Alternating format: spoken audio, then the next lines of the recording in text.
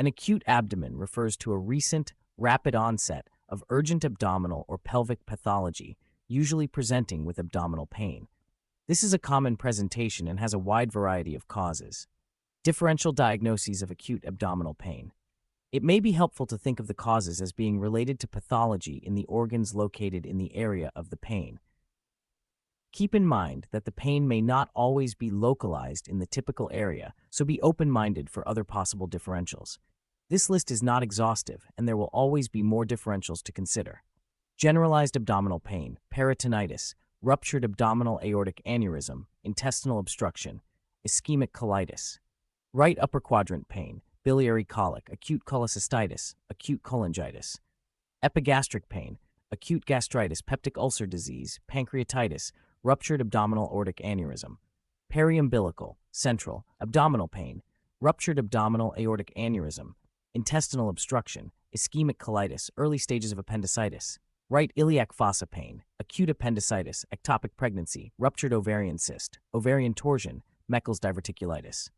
Left iliac fossa pain, diverticulitis, ectopic pregnancy, ruptured ovarian cyst, ovarian torsion. Suprapubic pain, lower urinary tract infection, acute urinary retention, pelvic inflammatory disease. Prostatitis, loin to groin pain, renal colic, kidney stones, ruptured abdominal aortic aneurysm, pyelonephritis. Testicular pain, testicular torsion, epididymo-orchitis, peritonitis.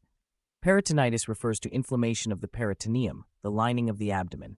The signs of peritonitis are guarding, involuntary tensing of the abdominal wall muscles when palpated to protect the painful area below.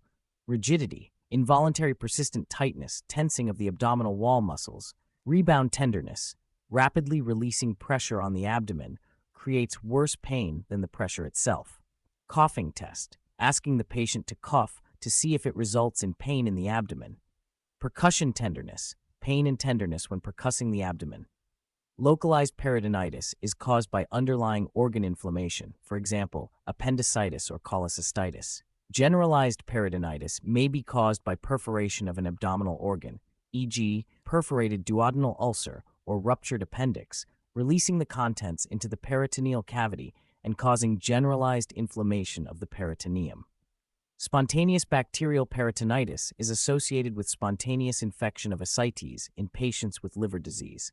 This is treated with broad-spectrum antibiotics and carries a poor prognosis. Initial assessment. Initial assessment of an acutely unwell patient is with an ABCDE approach, assessing and treating A. Airway. Ensure the patient's airway is patent and secure. B. Breathing. Assess the breathing, respiratory rate, and oxygen saturations.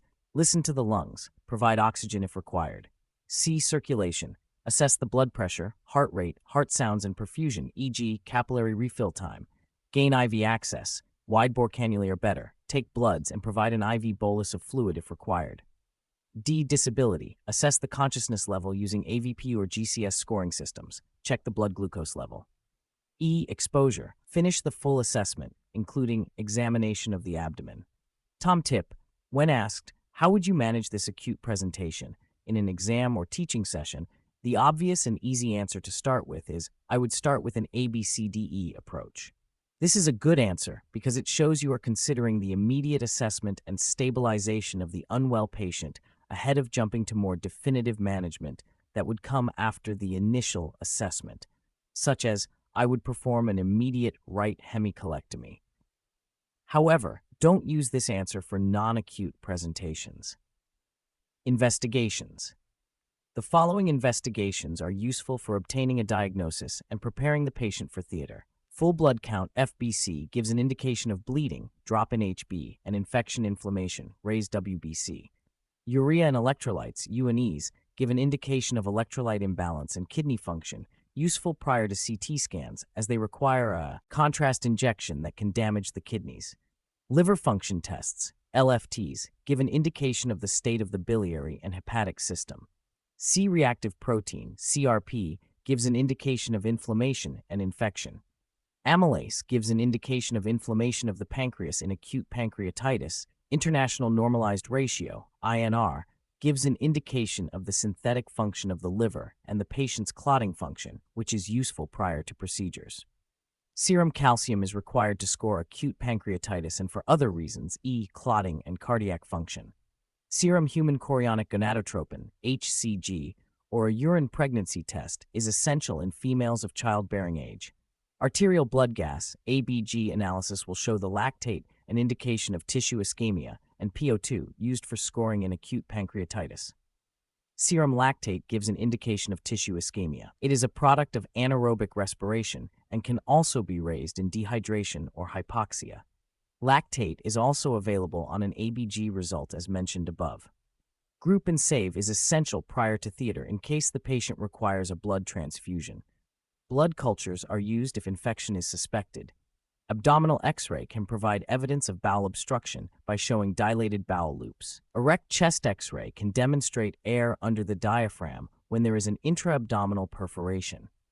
Abdominal ultrasound can be useful in checking for gallstones, biliary duct dilatation, and gynecological pathology.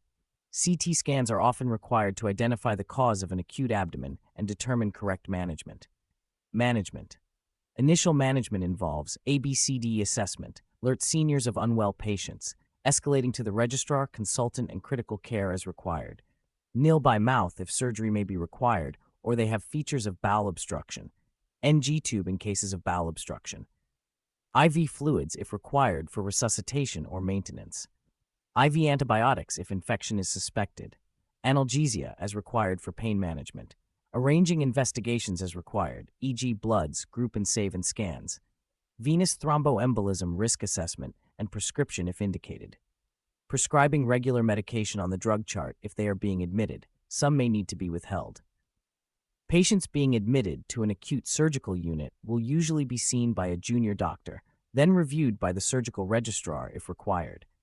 A consultant will then review that patient on the post-take ward round, creating a management plan that is then carried out by the junior doctors. This may involve further investigations, preparations for surgery, or discharge, depending on the presentation. Further management steps if the patient requires surgery. Taking consent for surgery by someone suitably qualified. Review by an anesthetist, adding to the theater list, cross-match units of blood if required.